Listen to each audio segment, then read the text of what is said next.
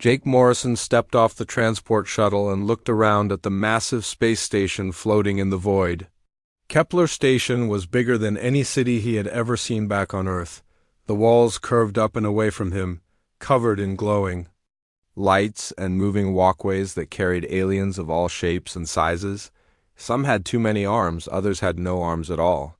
Some walked on two legs like humans, while others floated or crawled or moved in ways that made no sense to him. He adjusted the straps of his backpack and followed the signs toward the Galactic Survival Academy. The backpack was simple and black, made by a small company in Colorado where he grew up. It looked tiny compared to the huge containers and supply boxes that other candidates were dragging behind them. Jake did not mind. His grandfather had always told him that smart packing was better than heavy packing. The Academy Training Center was a huge room with a ceiling so high that Jake could barely see the top. Hundreds of beings from dozens of different worlds stood in groups, talking in languages that his translator could barely understand. Most of them looked at Jake with curious eyes. Humans were still new to the galactic community, and many aliens had never seen one up close. Jake found his assigned group near a raised platform where their instructor waited. The instructor was something to see. HFY stood 9 feet tall with 6 powerful arms and skin that looked like black armor. His species was called Corthony, and they had been exploring space for thousands of years before humans even invented the wheel. 2 of his arms held data tablets while the other 4 gestured as he spoke to early arrivals. When HFY saw Jake approach with his small backpack, the alien instructor stopped talking. His 4 yellow eyes focused on the human, and his mouth opened to show teeth like broken glass. "So this is our human candidate?" HFY said in a voice that sounded like grinding metal. The translator made his words clear, but it could not hide the tone of disappointment. "Tell me, small human, where is the rest of your equipment?" Jake looked down at his backpack and then back up at the towering alien. "This is all I need, sir." Several other candidates turned to watch. A being made of living crystal named Zephyra let out a sound like wind chimes, laughing. Her people, the Valix, were famous for their careful planning and detailed preparation. "Surely you jest," she said in a voice like breaking glass. "The Deep World Challenge requires extensive supplies for survival." Another candidate, a massive creature called Grex, stomped closer on legs like tree trunks. His people were the Taurians, and they were known across the galaxy for their strength and endurance. Behind him he pulled a container the size of a small building. "Human," he rumbled in a voice like distant thunder, "your pack would not feed a Taurian child for 1 meal." HFY walked around Jake in a circle, his 4 eyes never leaving the human's small backpack. "In my 300 years of training, cadets," he said, making sure everyone could hear, "I have never seen such poor preparation. Your species has been in space for what, 50 years? Perhaps you do not understand what real survival means." Jake stood quietly and let the alien instructor circle him. He had learned long ago that arguing with teachers was usually a waste of time. Better to let his actions speak for him. "I understand the mission, sir," he said simply. "Do you?" HFY asked, stopping in front of Jake and leaning down until his face was close to the human's. "Vex Prime is not some gentle world where your kind evolved. It is a planet that kills the unprepared in 100 different ways. The temperature swings from hot enough to melt metal to cold enough to freeze your breath in your lungs. The rain is acid that can eat through most materials. The wildlife considers anything that moves to be food." Other candidates nodded in agreement. Many of them had spent months preparing for this challenge. Some had brought enough supplies to last for weeks. Others had equipment worth more than most planets made in a year. All of them looked at Jake's tiny backpack with a mixture of pity and disbelief. "Sir," Jake said respectfully, "my grandfather always told me that it's not about how much you can carry. It's about knowing what to carry." HFY's laugh was like the sound of metal being torn apart. "Wisdom from a primitive world," he said, standing back up to his full height. "We shall see how well your grandfather's advice serves you when you are facing the reality of Vex Prime." The instructor moved to the center of the platform and activated a holographic display. The image showed a world of red stone and black sky, with storms that looked like angry ghosts moving across the surface. "Cadets," Dhekvar announced, "you will have 7 days to survive on this world. 7 days to prove that your species deserves a place in the galactic exploration teams. You will be dropped at different locations across the southern continent. You must reach the extraction point using only what you carry with you today." The hologram zoomed in to show the creatures that lived on Vex Prime. They looked like nightmares made real. Some had too many teeth, others had claws like swords, and all of them looked hungry. "The indigenous life forms are highly aggressive," Dhekvar continued. "They hunt by heat, by movement, by scent, and by electromagnetic signatures. Hiding from them is nearly impossible. Fighting them is usually fatal." Jake studied the images carefully, noting the bone structure of the predators and the way they moved. His mind was already working on solutions, but he kept his thoughts to himself.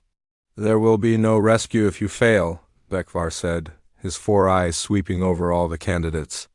"No emergency extraction if you run out of supplies.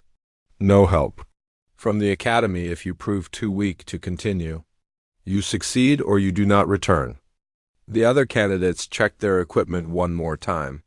Some made last-minute adjustments to their supply containers. Others reviewed their survival plans on portable computers. Jake simply stood quietly with his hands resting on the straps of his backpack. Dhekvar noticed the human's calm behavior and walked over to him again. "Are you not concerned, human?" he asked. "Your fellow candidates are making final preparations while you stand there doing nothing." Jake looked up at the alien instructor and smiled slightly. "I'm ready, sir." "Ready?" Dhekvar repeated, as if the word tasted bad in his mouth. "With that tiny pack and no visible equipment, you believe you are ready for the most challenging survival test in the galaxy?" "Yes, sir," Jake said simply. The instructor shook his massive head. "Your overconfidence will be the death of you, human. I have seen it before with new species. They think their way of doing things will work everywhere, but space does not care about your feelings or your traditions. Space only cares about results."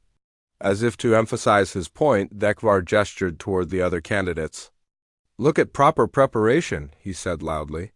"Zefara has brought crystal matrices that can store energy and information. Grex has enough food and water for 2 weeks, plus tools for every possible situation. The others have planned for every contingency." Jake nodded politely. "They've done good work, sir." "And yet you think your little pack is sufficient?" Dhekvar said, his voice rising. "Tell me, human, what miracle do you think you have hidden in there?" Jake's smile grew a little wider. "I guess we'll find out tomorrow, sir." The transport ship shuddered as it entered the atmosphere of Vex Prime.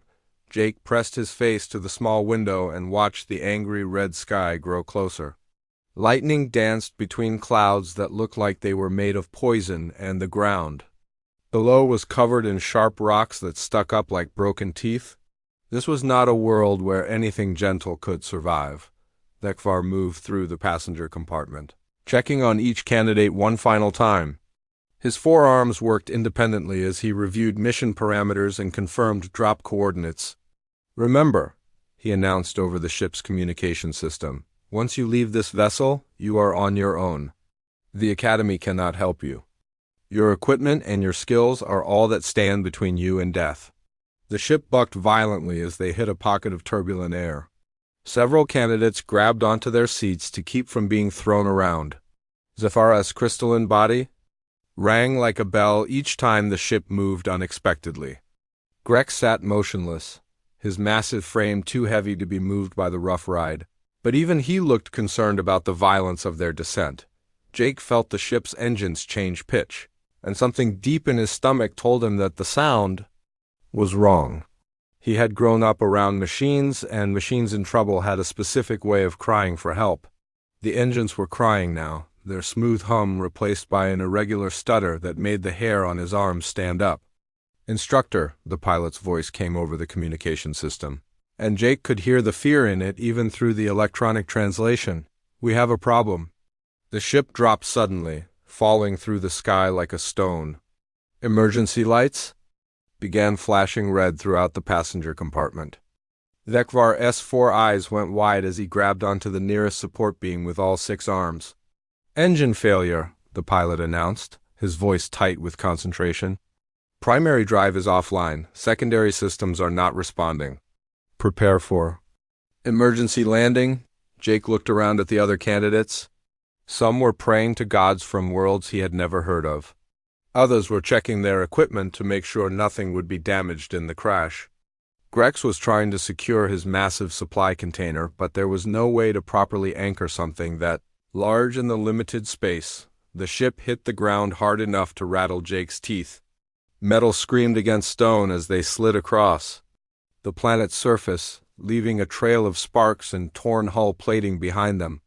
Through the window, Jake watched as pieces of the ship broke off and went spinning away into the hostile landscape.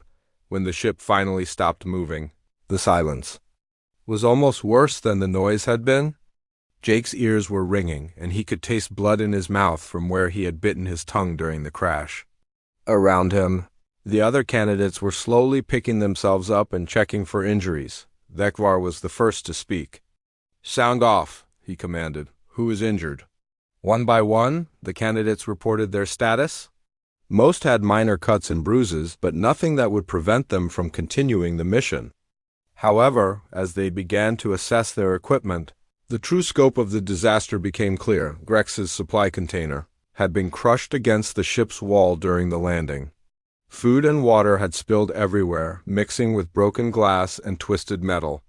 What had been enough supplies for 2 weeks was now barely enough for 2 days, and most of it was contaminated with fuel from the ship's damaged tanks. Zafara's crystal matrices had been shattered by the electromagnetic pulse that occurred when the ship's engines failed. Her species needed those crystals to store energy from their sun-like homeworld. Without them, she would slowly weaken until she could no longer function. Other candidates faced similar losses. Equipment had been destroyed, supplies had been scattered, and carefully laid plans had been reduced to worthless debris. The emergency landing had taken them far from their intended drop zones, stranding them in unknown territory with damaged gear. Jake opened his backpack and carefully checked the contents. Everything was still there, still in perfect condition. The pack's design had protected its contents from the crash, just as his grandfather had taught him it would. Good equipment took care of itself, his grandfather always said, but only if you took care of it first. "This is unacceptable," Vekvar said, his voice filled with frustration. "The mission parameters have been compromised. We should abort and return to the academy." "Sir," the pilot called from the cockpit, "I've got more bad news. The communication array was damaged in the landing. I can't contact the academy and I can't call for emergency extraction." Jake looked out at the alien landscape surrounding them. The binary suns of Vex Prime were climbing toward their peak, and he could already feel the temperature rising. Soon, the planet's surface would be hot enough to kill an unprotected human in minutes. They needed shelter, and they needed it fast. "How long until we can repair the communications?" Vekvar asked. "Unknown," the pilot replied. "The damage is extensive. It could be days, or it could be never." The instructor looked around at his group of candidates, seeing their damaged equipment and growing despair. "Then we proceed with the original mission," he decided. "We survive for 7 days and reach the extraction point. Perhaps the backup communication system there will still be functional." Zafara made a sound like breaking glass. "Instructor, my energy matrices are destroyed. Without them, I cannot survive more than 3 days on this world. My food supplies are contaminated," Grex rumbled. "I have perhaps 48 hours of safe rations remaining." Other candidates voiced similar concerns. The crash had turned their survival exercise into a potential death sentence. Vekvar's 4 eyes moved from one candidate to another, seeing the fear and doubt in their faces. "Sir," Jake said quietly, "may I make a suggestion?" Vekvar turned to look at the human. "You have something useful to add, human." Jake nodded and opened his backpack. He reached inside and pulled out what looked like a simple metal bowl. "Zafara?"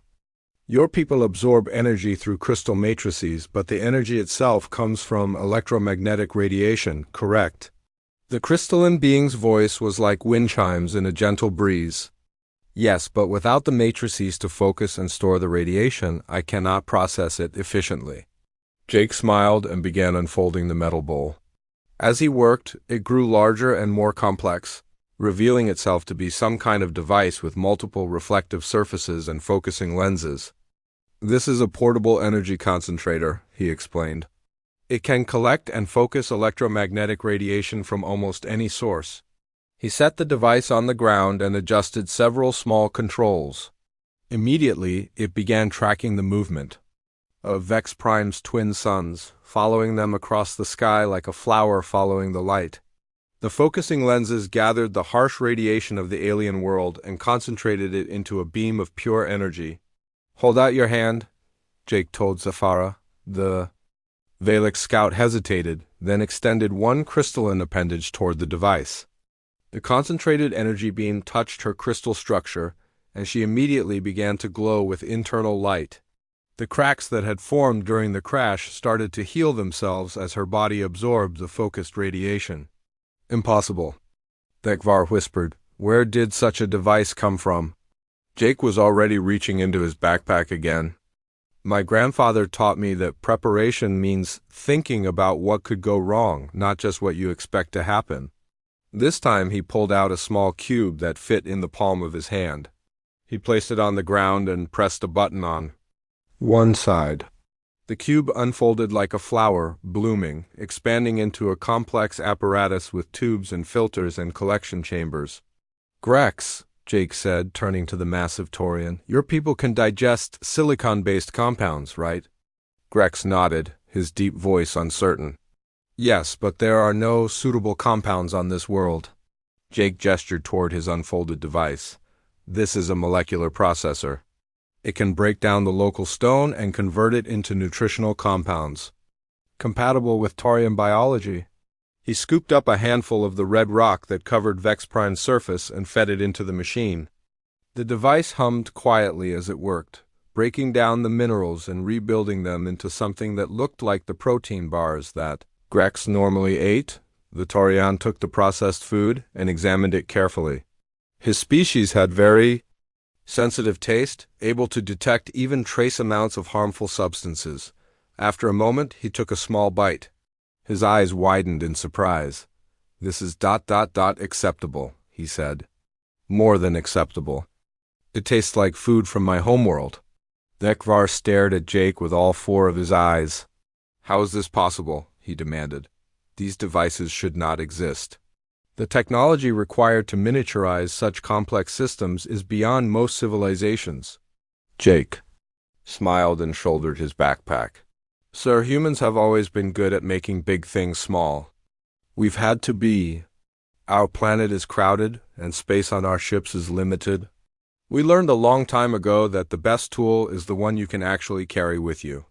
The instructor looked around at the other candidates, seeing how Jake's simple actions had already begun to solve their most pressing problems. Zafara was growing stronger by the minute as she absorbed energy from the concentrator. Grex was no longer worried about starvation. Other candidates were beginning to look at the human with new respect. By the third day on Vex Prime, Jake had become the most popular member of their survival group. Every morning brought new challenges. And every morning Jake reached into his backpack and pulled out solutions that seemed impossible. The other candidates had stopped questioning how he could fit so much into such a small space and started focusing on the more important question of staying alive. The planet's twin suns reached their peak each day around noon, turning the air into something that could cook flesh in minutes. Most of the group spent those hours huddled in whatever shade they could find, barely able to move in the crushing heat. But Jake had changed that on the second day when he pulled out what looked like a thin sheet of metal foil. Watch this, he had said, unfolding the material until it was large enough to cover their entire group. Then he pressed a small button hidden in one corner, and the foil began to expand upward, forming itself into a dome-shaped shelter that blocked the deadly heat, while allowing air to flow freely underneath. Vekvar had crawled under the shelter. With the others, his 6 arms moving restlessly as he tried to understand what he was seeing. Human, he had said, this material should not be able to support its own weight, let alone provide meaningful protection from the solar radiation. Jake had smiled and pointed to tiny threads running through the material like veins through a leaf. Memory alloys, he explained. They remember their shape and return to it when activated. The material looks thin, but it's actually a complex layered structure that reflects heat while allowing air to pass through. Now, on the 3rd day, Jake was proving that his grandfather's lessons went far beyond simple shelter and food.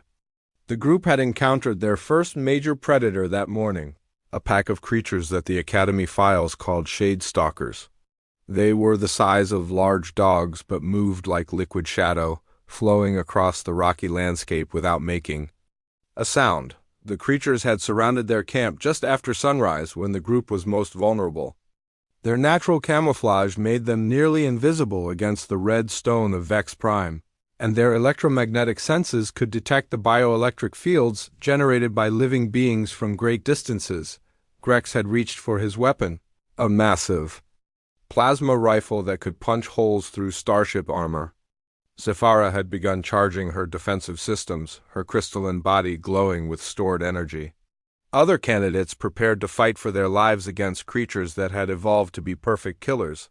But Jake had held up one hand and said, "Wait, let me try something first."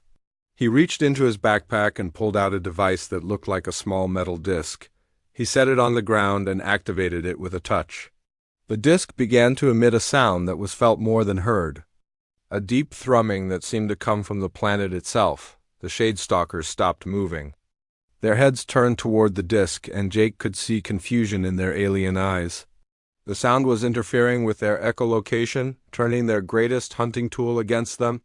They could no longer tell where their prey was located, or even where they themselves were in relation to their surroundings. "Harmonic disruption," Jake explained quietly as the predators began to retreat in obvious distress. "I recorded their hunting calls yesterday and analyzed the frequency patterns. This device generates a counter-harmonic that scrambles their acoustic senses without actually hurting them." The shade stalkers disappeared back into the rocky landscape, leaving the group safe and unharmed. Vekvar stared at Jake with something that might have been respect beginning to show in his 4 yellow eyes.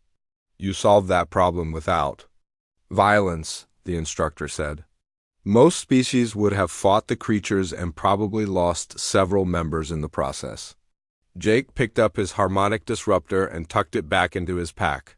"Fighting should be the last option, not the first one. These creatures are just trying to survive, same as us.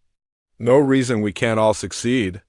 As the day continued, Jake's reputation for impossible solutions continued to grow.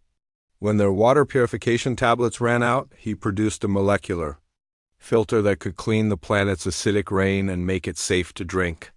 When Zephyra's energy concentrator was damaged by flying debris during a storm, Jake repaired it using components that he somehow had stored in his pack, but it was late. On the 3rd day, when Jake revealed something that made even Vekvar question everything he thought he knew about human technology, the group had been walking for hours across a landscape of sharp stones and hidden crevasses. When they came to a canyon that blocked their path to the extraction point, the canyon was too wide to jump and too deep to climb down safely. The walls were made of smooth stone that offered no handholds, and the bottom was filled with a toxic fog that would kill anything that breathed it. Most of the group began discussing alternate routes that would add days to their journey. Jake stood at the edge of the canyon and studied the problem. Then he reached into his backpack and pulled out what looked like a handful of small metal sticks. He began connecting them together, and they formed a long rod about the length of his arm. "What is that supposed to accomplish?" Grex asked. "The canyon is over 100 meters wide." Jake smiled and pressed a button on the side of the rod. One end of it began to glow with a bright blue light, and then something incredible happened.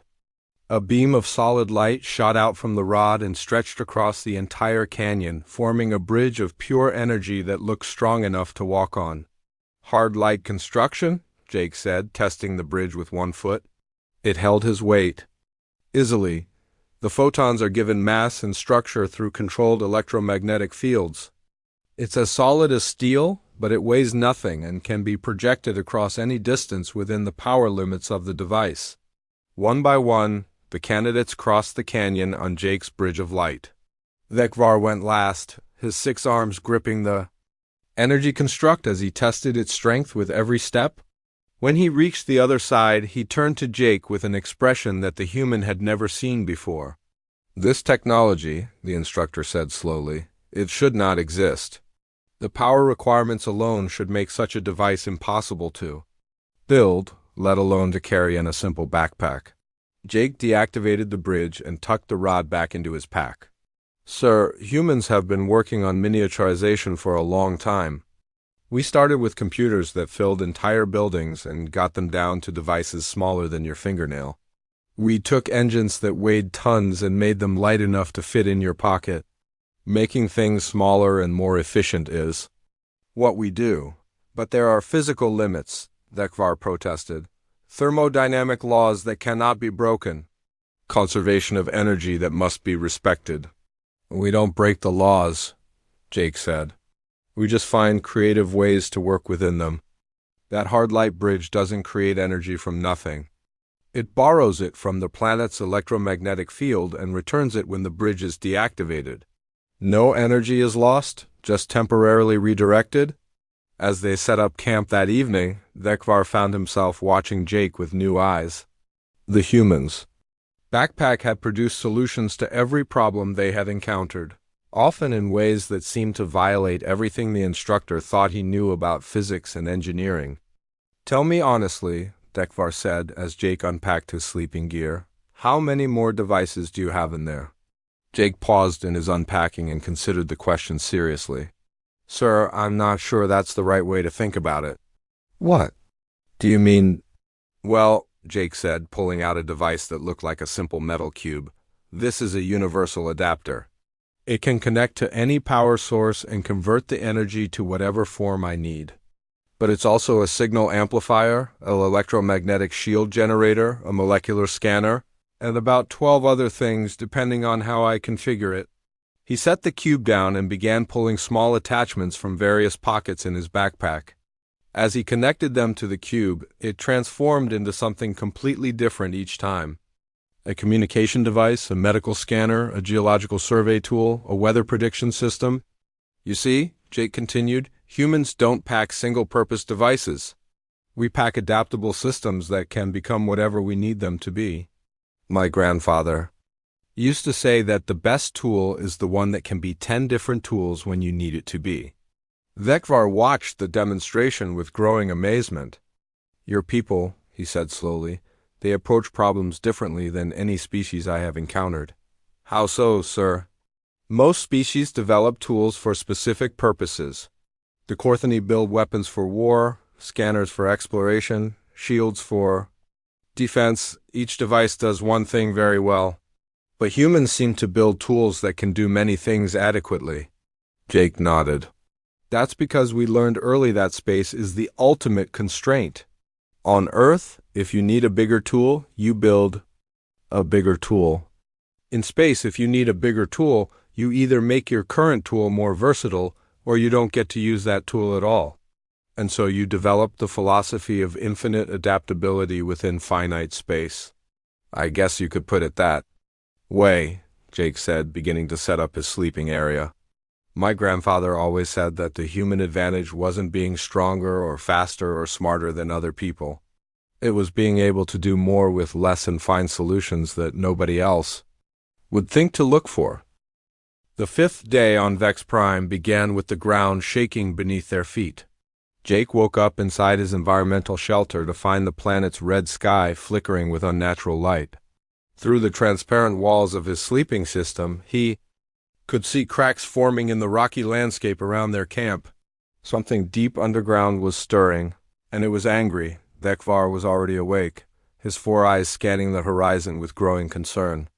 His 6 arms worked frantically over a portable sensor array, trying to understand what was happening to the planet beneath them. Seismic activity is off the charts, he announced to the group as they emerged from their various shelters. Something is causing massive geological instability across the entire continent. Jake packed his gear quickly and efficiently, his movements calm despite the chaos erupting around them. The other candidates were clearly frightened by the violent tremors that kept shaking the ground, but Jake seemed focused on something else entirely. He was listening to the planet itself, trying to understand the pattern of the earthquakes. "It's not random," he said suddenly, causing everyone to turn toward him. "The tremors are following a specific sequence. They're getting stronger and more frequent, building toward something bigger." Zephara's crystalline form rang like a bell with each tremor. "What could cause such coordinated geological activity?" she asked, her voice tight with worry. Before anyone could answer, the horizon lit up with a flash of orange light that turned the red sky the color of blood. In the distance, a massive volcanic eruption was sending ash and molten rock high into the atmosphere. Within minutes, the wind began carrying the toxic cloud toward their location. Dekvar's sensor array began screaming warnings in a dozen different languages. "Volcanic ash contains sulfuric compounds that will burn through most protective equipment," he announced grimly. "The gas cloud will be here within the hour, and it will kill anything that breathes it." "Can we outrun it?" Grex asked, his massive frame already turning toward the extraction point. The instructor shook his head. "The cloud is moving faster than we can travel on foot. Even if we abandoned all equipment and ran at maximum speed, it would overtake us long before we could reach safety." Jake stood quietly in the center of the group, his mind working through the problem. Around him, the other candidates were beginning to panic. Some were checking their emergency communications devices, hoping to call for evacuation. Others were reviewing their survival manuals, looking for procedures that might help them survive a volcanic ash storm. "Sir," Jake said suddenly, "may I see your sensor readings?" Dekvar handed over the portable array without question. By now, he had learned to trust the human's ability to find solutions where none seemed to exist. Jake studied the data carefully, his fingers dancing over the control interface as he pulled up different readings and cross-referenced them with information from his own devices. "The ash cloud is the immediate problem," Jake said after several minutes of analysis, "but it's not the real danger. The volcanic activity is triggering a chain reaction across multiple geological fault lines. Within 12 hours, this entire region is going to be uninhabitable." "Then we are doomed," Zephara said, her voice like the sound of ice cracking. "There is no way to evacuate from this distance before the catastrophic events occur." Jake shouldered his backpack and looked around at the group. "Actually, there might be a way, but I'm going to need something from my pack that I was hoping to save for a real emergency."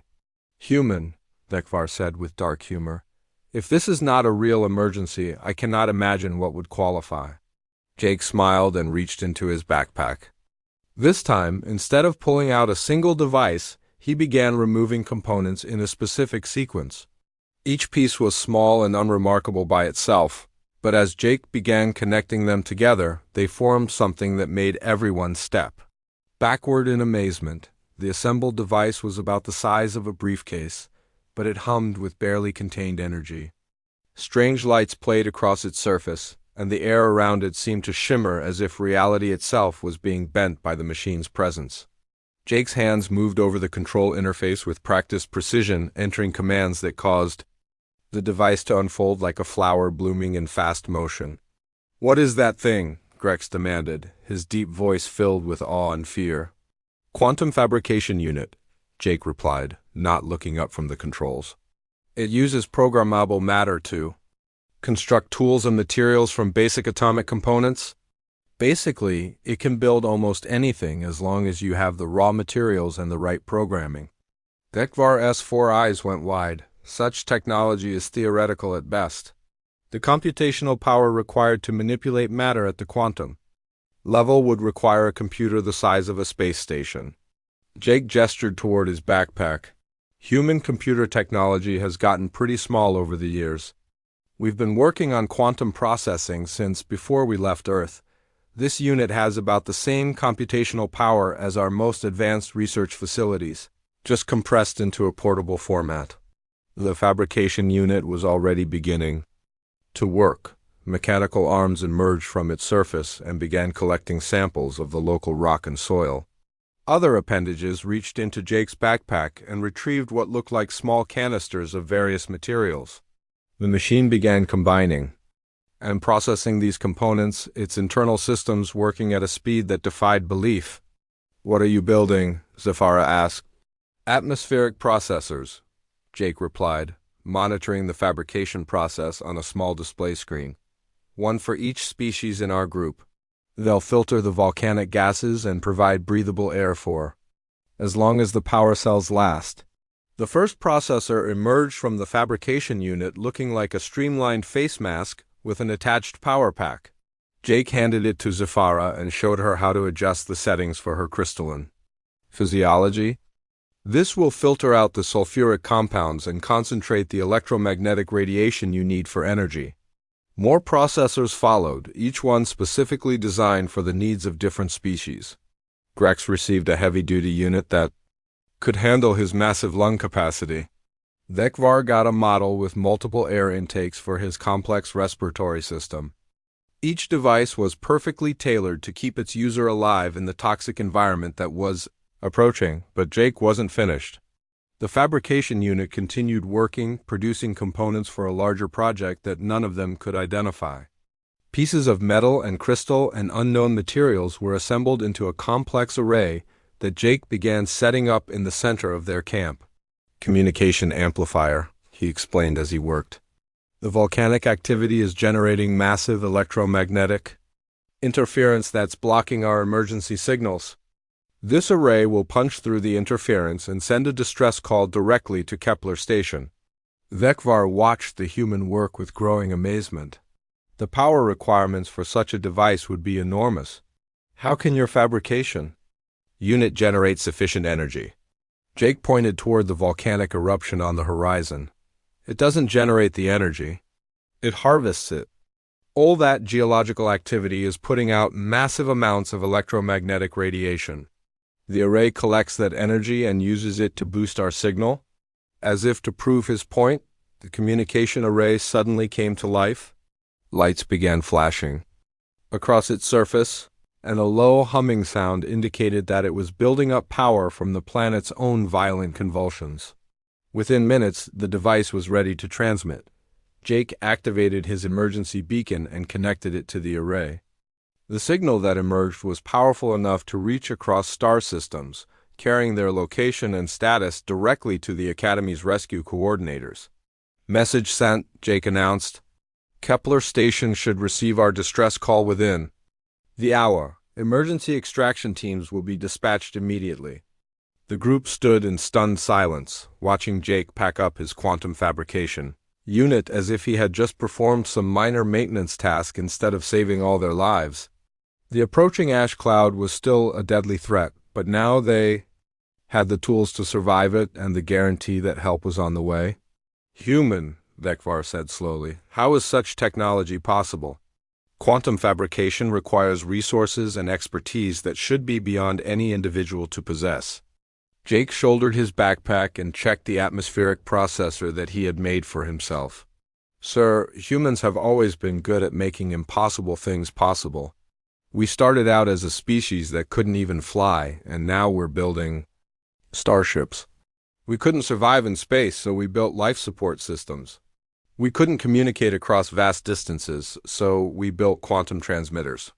But this level of miniaturization should require decades of development by teams of specialists." "It did," Jake said with a smile. "My grandfather was one of those specialists. So was my father. So humans have been working on this kind of technology for 3 generations, always focusing on making it smaller, more efficient, more portable." The first wisps of volcanic ash began to drift across their camp, turning the air hazy and dangerous. Jake activated his atmospheric processor and felt the relief of clean air flowing into his lungs. Around him, the other candidates did the same, their faces showing a mixture of gratitude and disbelief. The rescue ships arrived on the seventh day, their hulls gleaming against the poisoned sky of Vex Prime. Jake watched through the filtered atmosphere of his breathing mask as 3 Academy vessels descended through the toxic ash cloud, their powerful engines cutting through the volcanic debris like knives through smoke. The lead ship's communication array was already active, reaching out to confirm the location of the stranded survival group. Jake deactivated his atmospheric processor and breathed deeply of the clean air being pumped into the rescue ship's cargo bay. Around him, the other candidates were doing the same, their faces showing the relief of people who had survived something that should have killed them. The Academy medical teams were already running diagnostic scans, making sure that none of them had suffered permanent damage from their exposure to the planet's hostile environment. Vekvar stood near the cargo bay's main viewport, his 4 eyes fixed on the shrinking image of Vex Prime below them. His 6 arms moved restlessly as he processed what had happened during their 7 days on the surface. When Jake approached, the instructor turned to face him with an expression that the human had never seen before. "Human," Vekvar said slowly, "I owe you more than an apology. I owe you my life and the lives of every candidate under my instruction." Jake shook his head. "Sir, we all worked together to survive. Everyone contributed something important." "No," the instructor said firmly. "Without your intervention, we would have died on the 2nd day when our equipment was destroyed in the crash. Without your innovations, we would have starved or been killed by predators. Without your fabrication technology, we would have suffocated in the volcanic ash. You saved us repeatedly, using tools that should not exist and knowledge that defies conventional understanding." Other candidates had gathered around to listen to the conversation.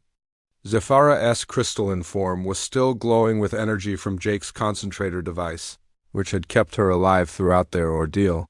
Grex carried samples of the processed nutrients that Jake's molecular converter had created, food that had sustained him when his own supplies were destroyed. "Tell me honestly," Vekvar continued, "what other miracles do you carry in that backpack of yours?" Jake smiled and patted the simple black pack that had caused so much controversy at the beginning of their mission. "Sir, I think you're still asking the wrong question." "Then what is the right question?" "The right question isn't what I carry," Jake said. "It's how I think about carrying it. Every human who goes into space learns the same basic lesson that my grandfather taught me. You don't pack things, you pack solutions." He opened his backpack and began laying out its contents on a nearby table. The other candidates pressed closer, eager to finally see the complete inventory of devices that had saved their lives. But as Jake unpacked everything, the true genius of his preparation became clear. There were no single-purpose tools in the pack. Every item served multiple functions, and every function could be combined with others to create entirely new capabilities. The metal bowl that had become Zephyra's energy concentrator could also serve as a communication dish, a solar collector, or a defensive shield. The molecular processor that had fed Grex could break down any organic or inorganic material and rebuild it into whatever was needed. "Adaptive engineering," Jake explained as he demonstrated how various components could be connected in different configurations. "We don't build tools that do one thing well. We build tools that can do many things adequately, and then we combine them to do amazing things when necessary." Vekvar picked up one of the devices, turning it over in his hands, as he tried to understand its construction. "The miniaturization alone should be impossible," he said. "How do you fit so much capability into such small components?" "Quantum compression," Jake replied. "We learned how to fold space at the molecular level, creating devices that are bigger on the inside than they are on the outside. It's not magic, just very advanced physics applied in creative ways. And the power sources, everything runs on background energy. Electromagnetic radiation, thermal differentials, kinetic motion, even quantum fluctuations in empty space. The universe is full of energy if you know how to harvest it efficiently." Jake began repacking his equipment, each item fitting into its designated space with mechanical precision. "The real secret isn't the technology," he said. "It's the philosophy behind it. humans learned early that we couldn't compete with other species on strength or speed or natural abilities. So we focused on being more adaptable, more creative, more efficient with our resources. As the rescue ship approached Kepler Station, word of their survival had already spread throughout the academy. Jake could see crowds of students and instructors gathering at the docking ports, eager to hear about the human who had turned a disaster into a demonstration of impossible engineering. Vekvar activated his personal communication device and connected to the Academy's administrative network. "I need to speak with the curriculum committee immediately," he announced. "We need to completely revise our training programs." "Sir," Jake said, "what kind of revisions?" The instructor's 4 eyes focused on the human with something that looked like respect mixed with wonder. "For 300 years, I have taught survival based on the assumption that preparation means carrying more supplies, better equipment, stronger weapons. But you have shown me that true preparation means carrying better ideas." Over the following days, Jake found himself at the center of a revolution in academy thinking. Instructors from dozens of species came to study his equipment and learn about human engineering philosophy. The quantum fabrication unit became the subject of intensive research, with teams of scientists trying to understand how humans had achieved such technological miniaturization. But the real change was in how the academy approached the concept of survival training itself. Instead of focusing purely on species-specific advantages and brute force solutions, the new curriculum emphasized adaptability, creative problem-solving, and multifunctional tool usage. Jake was offered a permanent position as an instructor, with the opportunity to develop entirely new training programs based on human engineering principles. The offer was generous and would have given him the chance to shape how the galaxy's future explorers were trained for decades to come, but Jake politely declined. He had his own mission waiting, a deep space exploration assignment that would take him to the edge of known space where human adaptability and creativity would be tested against challenges that no one had ever encountered before. On his last day at Kepler Station, Vekvar presented him with a farewell gift. It was a new backpack designed by the Academy's best engineers but built to human specifications. The pack was twice as capable as Jake's original equipment but the same compact size, incorporating lessons learned from studying his quantum fabrication technology. "Perhaps," Vekvar said as he handed over the gift, "it is time for this old instructor to become a student again." Jake shouldered his new pack and tested its weight distribution. It felt perfect, balanced, and comfortable despite the incredible array of technology hidden within its simple exterior. "Sir, humans have a saying that my grandfather taught me. We never stop learning because the universe never stops teaching." "And what has the universe taught you during your time here?" Jake looked around at the academy, seeing students from dozens of worlds working together on survival exercises that now emphasized creativity over brute force. "It taught me that the best tools we can share with each other aren't devices or weapons or supplies. They're ideas about how to think differently about problems." As Jake's transport ship prepared to depart for the Outer Rim territories, he stood at the observation deck and watched Kepler Station shrink into the distance. Behind him, the Academy was already implementing new training programs that would change how the galaxy approached exploration and survival. Ahead of him lay the unknown regions of space, where human ingenuity would face challenges that had never been encountered before. But Jake was ready for whatever the universe might throw at him. After all, he had learned from the best teacher possible. He had learned from a grandfather who understood that the greatest miracle wasn't in what you could carry, but in what you could create with whatever you had. And as his ship jumped to hyperspace and began the long journey to the edge of known space, Jake Morrison smiled and patted his backpack. The universe was vast and dangerous and full of impossible challenges. But then again, humans had always been good at making the impossible look easy. They just needed the right tools, the right ideas, and the right attitude about what was truly possible when creativity met determination. Jake had all three, and he was ready to show the galaxy what other miracles a human with a backpack could accomplish.